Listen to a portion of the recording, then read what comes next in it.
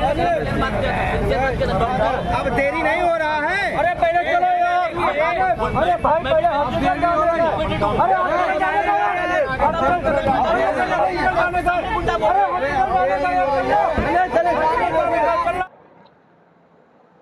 प्यारे दोस्तों नमस्कार, मैं रिपोर्टर राहुल आंधी आपके साथ। अभी हम बात कर रहे हैं सरकारी अस्पताल में हुए हंगामे की।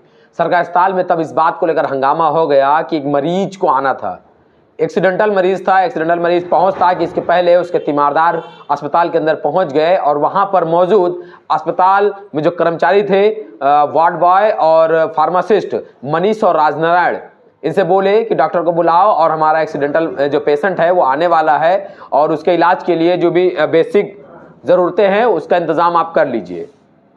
ये बात उन्होंने कही तो उन्होंने कहा कि ठीक है, आप आने दीजिए, इमरजेंसी वार्ड है, यहाँ पर सारी व्यवस्थाएं हमारे पास उपलब्ध हैं। लेकिन फिर क्या था, जब पेशेंट आया, पेशेंट आने के बाद जैसे आया वहाँ वार्ड बॉय थे और वार्ड बॉय राजनारायण और फार्मासिस्ट मनीष ने उसको फौरन अटेंड किया। अटेंड करने के बाद उसका प्राथमिक उपचार शुरू कर दिया। लेकिन इसके बाद उसी पेशेंट के साथ पीछे से आए हुए और कई तीमारदारों ने हंगामा बरपा दिया। हंगामे के साथ सीधे उन्होंने पहले वहाँ के डॉक्टरों को माँ बहन की गालियाँ दी और गाली देकर संबोधित किया। संबोधित करने के साथ ही बोले कहाँ है, उनको बुलाया जाए।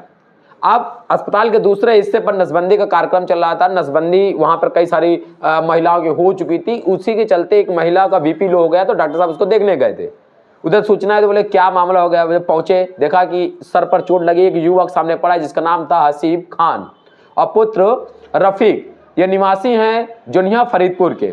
वहां से इसके बाद देखा गया धीरे धीरे करके हंगामा बढ़ता गया। डॉक्टर साहब ने पूछा कि आप लोग थोड़ा शांति बना रखिए, आगे का जो इलाज है वो अभी जारी है, उसे होने दीजिए।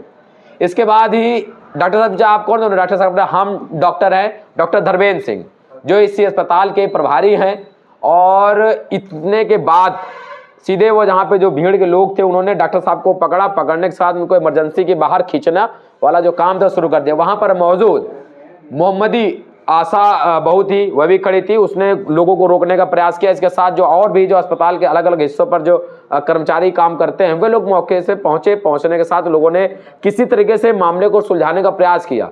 जब मामला फिर भी बढ़ता रहा तो सूचना 100 नंबर को दी गई और थाने के पुलिस भी वहां पहुंची। यहाँ पर पहुंचे तो सीधे आप देखेंगे कि जो मेन गेट है, मेन गेट के पास ही वहां पर गाड़ी लगा दिया सामने उन तीमारदारों ने और इधर से पुलिस गाड़ी सामने लग गई। दोनों के बीच में काफी देर तक हंगामा चलता रहा। पुलिस ने कोशिश किया कि मामले को किसी प्रकार से भी शांत करा दिया जाए। उधर धर्मेंद्र सिंह से जब हमने बात की, धर्मेंद्र सिंह ने बताया कि जैसे हमको सूचना मिली हम लोग इलाज के लिए मौजूद थे यहाँ पर, और इसके बावजूद देखा गया कि तमाम सारे गाली गलौज की गई। और ये घटना पहली घटना नहीं है, इस प्रकार की दर्जनों ऐसी घटनाएं हैं जो इस घटना से पहले भी हो चुकी है। होता क्या, जब इस प्रकार घटना हो जाती है तो इसके बाद कुछ लोग आ जाते हैं, समझौता करा देते हैं।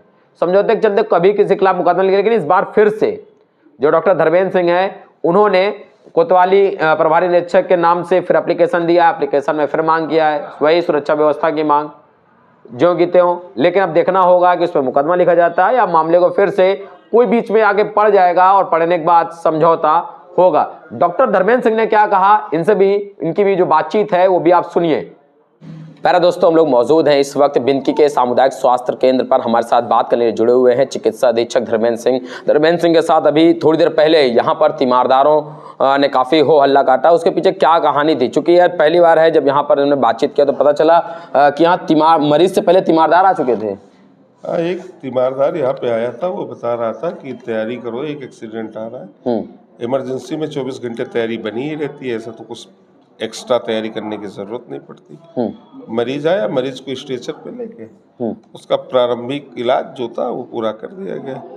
अब वो इतना ज़्यादा हाइपर और इतना ज़्यादा वो थे कि गाली गलौज, चूँकि उनकी संख्या 30 से 40 थी, हम लोग यहाँ पे 3 से 4 थे। मैंने मरीज देखा, मरीज को नॉर्मल एक्सीडेंट हुआ था। एक्सीडेंट में जो ज़रूरत था, जो इंजेक्शन वगैरह चाहिए थे, जो पट्टी वगैरह, ड्रेसिंग वगैरह, जिस चीज़ की ज़रूरत थी वो सारी चीज़ करा दिए गए।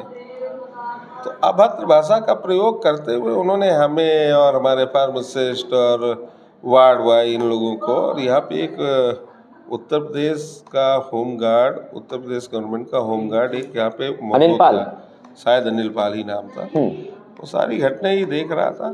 अब उसकी फिर हमने 112 नंबर में उसको इत्तला की, पुलिस आई थी। अब उसके आगे क्या हुआ वो तो मैं नहीं बता सकता हूँ, मगर मैं अपना एक शिकायती पत्र अभी थानाध्यक्ष महोदय जी को दूंगा। इसके पहले भी कई दफा ये घटनाएं हो चुके हैं, तो क्या लग रहा है प्रशासन की उदासीनता है क्या? अक्सर लोग एक्साइटमेंट में आते हैं, एक्साइटमेंट में आने के बाद इस तरह की हरकतें करते हैं। हालांकि बाद में जब कोई एक्शन लिया जाता है तो पछतावा उनको होता है। तो अब एक्साइटमेंट में ऐसी चीजें करके चले जाते हैं, उनको ये तक नहीं पता होता है कि हम क्या कर रहे हैं, हमारे मरीज के लिए अच्छा है कि नहीं अच्छा है, जहाँ पे इलाज चल रहा है।